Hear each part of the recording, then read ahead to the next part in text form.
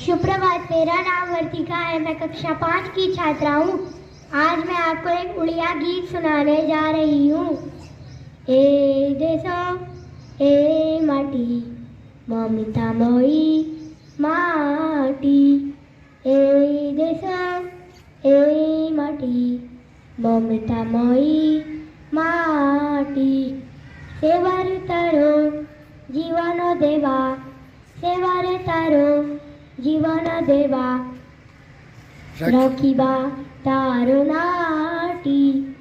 ए देशो ए माटी ममतामयी माटी, ए देशो ए माटी ममतामयी माटी।